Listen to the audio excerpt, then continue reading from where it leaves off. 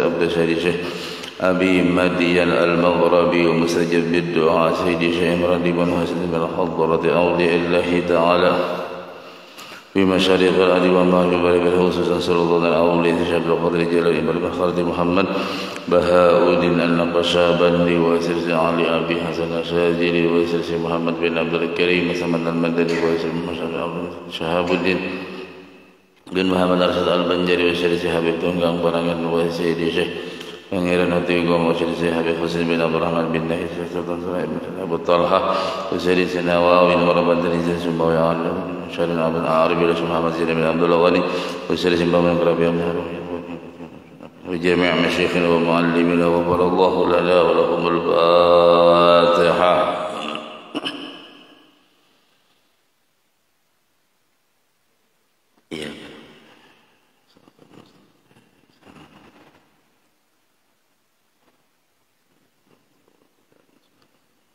Assalamualaikum warahmatullahi wabarakatuh. Alhamdulillah wassalatu wassalamu ala rasulillah sayyidina Muhammad ibn Abdullah wa ala alihi wa sahbihi wa mawalah la nabiyya ba'dah. Amma ba'du, subhanaka la ilma lana illa ma 'allamtana innaka antal alimul hakim. وتب علينا إنك أنت التواب الرحيم ولا عدوان إلا على الظالمين لا حول ولا قوة إلا بالله العلي العظيم العزيز الكريم عدد كل حرف كتب ويكتب أبد الآبدين ودهر الداهر قال رضي الله عنه. Ma'rifat kepada Allah Subhanahu wa taala, mengenal nama Allah Subhanahu wa taala Al-Hakim. Al-Hakim adalah nama Allah yang ke-47. Al-Hakim artinya yang mempunyai hikmah atau yang maha bijaksana. Jadi hikmah adalah satu ibarat dari kesempurnaan ilmu. Hikmah bisa juga dimaknai dengan ilmu. Jadi hikmah di sini diibaratkan adalah kesempurnaan ilmu, kebagusan ilmu, keindahan dan perbuatan, dan kemantapan pada perbuatan. Jadi hikmah tentu lebih luas lagi daripada ilmu, karena dia memiliki kesempurnaan daripada ilmu tadi. Jadi kalau diibaratkan ilmu itu sudah 100%, maka hikmah ini bisa dimaknai menyempurnakan secara keseluruhan yang meliputi dengan berbagai macam aspek, ya, baik dari segi akhlaknya, ibadahnya, dan semuanya. Allah Subhanahu wa taala berfirman, wa huwal qahiru fawqa ibadihi wa huwal hakim al-khabir. Wa huwal hakimul khabir. Dialah Allah yang maha perkasa di atas hamba-hambanya, dan dia Allah maha bijaksana. Jadi kesempurnaan daripada perkasa, kesempurnaan daripada pengetahuan, al-khabir makna juga pengetahuan adalah al-hikmah, yaitu kebijaksanaan. Apabila kita mendengar ayat ini sepotong saja, yaitu dialah Allah yang maha perkasa atas hambanya, maka bisa menimbulkan penafsiran bahwa Allah berkuasa atas hambanya lalu sekehendaknya. Kalau kita hanya mendengar atau membaca sepotong saja, wa huwal qahiru fawqa ibadihi, tapi untuk kesempurnaannya al-hakim al-khabir, ya. Jadi kesempurnaannya apa? Maka disambung ayat tadi bahwa Allah itu maha bijaksana. Jadi kuasanya, bertindaknya tidak semena-mena, ya, tentu dengan berbagai macam hal ehwal yang sudah menjadi ketetapan Allah. Di satu contoh ketika orang itu berbuat dosa, tidak langsung Allah azab, tidak langsung Allah siksa, tapi diberi kebijaksanaan jeda waktu, mulai dari 1 jam sampai 3 jam. Takutnya ada berubah. Ketika sudah 3 jam kok belum ada perubahan, itu pun cuma ditulis 1 saja, belum ditulis double ya. Nah terus diberi terus kesempatan, akhirnya belum juga orang ini berubah, baru ditulis lagi, ditambah, tapi tidak sampai langsung disiksa Allah. Nah itu kebijaksanaan Allah terhadap orang-orang yang berbuat dosa. Tapi ketika orang berbuat niat yang baik, belum melaksanakan, sudah dicatat kebaikan-kebaikan. Ya, inilah salah satu di antara sifat Allah kepada hambanya, Rahman dan Rahimnya, kasih sayang Allah kepada hambanya. Nah, tinggal kita yang kadang-kadang melalaikan kewajiban, kadang-kadang menyepelekan kewajiban, yang sehingga seakan-akan kita meremehkan kepada Allah. Kenapa kita meremehkan kepada Allah? Karena kita meremehkan kewajiban kita, sementara Allah sangat kasih sayang kepada kita. Ya, salah satu contoh saja, kita tadi istirahat, sudah diberi waktu untuk istirahat. Nah kitanya yang kadang menggunakan, Allah sudah beri waktu malam itu untuk istirahat. Nah kita yang enggak menggunakan, kita begawi terus, kan enggak salah Allah, salahnya kita. Sudah diberi kesempatan istirahat, nanti siang bekerja, ada waktunya dan sebagainya. Cuman si manusianya ini, wa kanal insanu ajula, manusia pengen apa-apa cepat, berusaha pengen lakas sugih. Nah ini sudah 24 jam pokoknya buka, kada bertutup-tutupan sampai setan bolak-balik masuk. Jadi Allah sudah berikan kasih sayang kepada kita. Ya, disuruh sidin istirahat, disuruh sidin begawi, disuruh sidin ini dan seterusnya.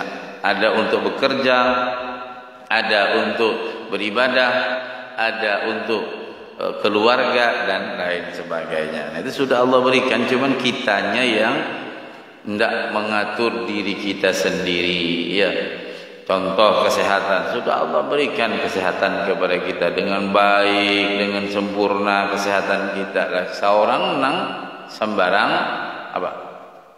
Sembarang antuk, sembarang makan. Ya, sudah badannya ada istirahat, makannya sembarangan, olahraga tidak ada. Nah, itulah sudah.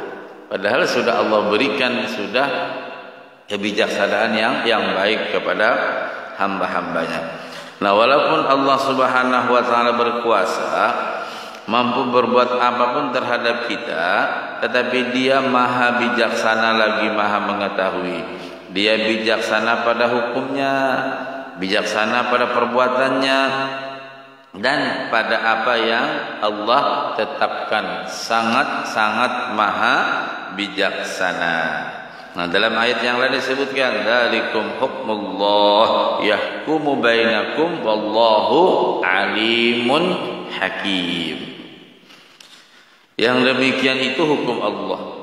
Karena hukum Allah tidak pernah berubah. A tetap A, B tetap B. Tapi kalau hukum manusia berubah-ubah, melihat situasi dan kondisinya. Bila pindah tabal, pelicinnya ada kebijakan baru lagi. Itulah hukum manusia. Ya, sidin nang maulah hukum aturan, sidin juga nang menanggar aturan. Nah, ini kalau manusia, kalau Allah enggak. Ya. Jadi yang demikian itu hukum Allah. Dia tetapkan di antara kalian dan Allah yang maha mengetahui lagi maha bijaksana.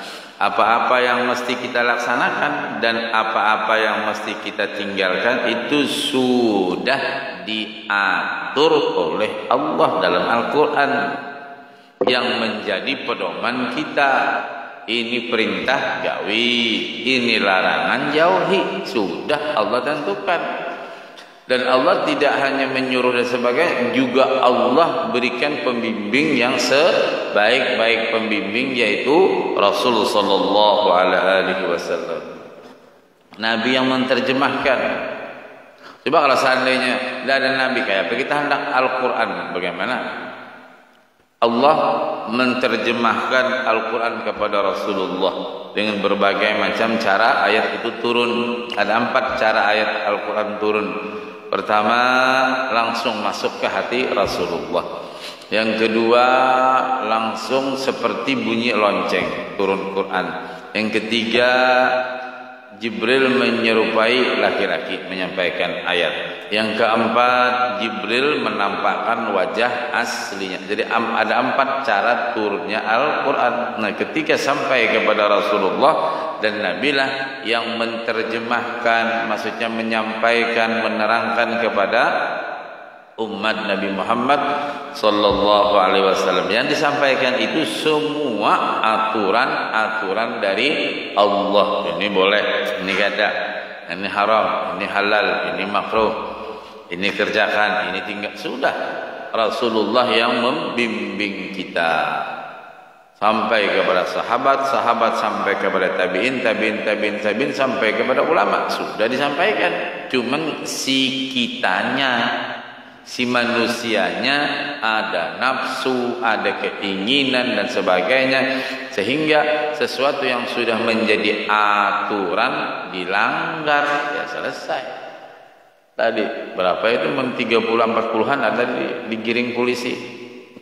Seakan-akan apa geng motor kah namanya, apakah itu? Kenapa? Aturannya tidak ada helm sudah. Yang kedua, ngepot-ngepotan. Nah, sudah digiring sudah itu tuh. Karena tinggal abahnya di tangan teleponnya oleh polisi, ya. Kenapa tidak mengikuti aturan? Kalau ibarat mengikuti aturan tidak mungkin polisi nangkap. Itu baru manusia saja. Ya, walaupun nanti dengan berbagai macam mungkin ya bisa juga lah macam-macamnya, tergantung apa. Nah, jadi itu dah. Nah, jadi yang ditinggalkan atau yang disuruh diatur dalam Al-Quran, dan itu merupakan hukum Allah.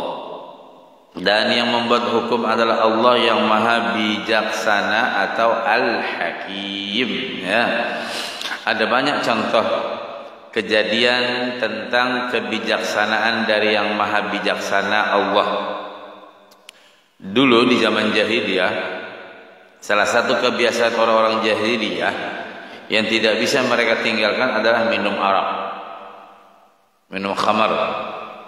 Itu sulit betul, itu sudah tradisi, sudah turun-temurun, ya. Nah, hanya ada beberapa orang yang tidak pernah minum arak, yaitu Rasulullah sallallahu alaihi wasallam enggak pernah minum arak. Siapa lagi? Sayyidina Ali, Abu Talib, Abdul Muttalib. Selain keluarga itu, yang lain daripada itu semua pernah. Ya, semua pernah. Yang lain-lain pernah. Yang akhirnya menjadi sahabat Nabi, bertobat dan sebagainya. Kalau yang disebutkan di sini tidak pernah sama sekali. Setetes pun tidak pernah. Kalau yang lain-lain bisa, Umar dan lain-lain bisa. Menurut cerita, ya. Nah, artinya keluarga Rasulullah yang disebutkan ini tidak pernah, yang lain-lain pernah. Arak menjadi kebiasaan sehari-hari, baik orang tua, anak-anak, laki-laki maupun perempuan. Betul kayak rokok juga, anak-anak, anak tua, bibinian, anak muda, semua ini pintar merokok. Apalagi ada apa pape kah apa? Nah, kecil aja ada nang di jam. Ukiram itu hijam namanya bisa. Nah, terakhir kita mungkin di HP, di pulpen, ya macam-macam canggih ini. Ya. Artinya sudah kebiasaan. Nah, dalam hal ini dengan kebijaksanaannya Allah menurunkan beberapa kali ayat dan beberapa masa. Artinya kadang langsung haram dah.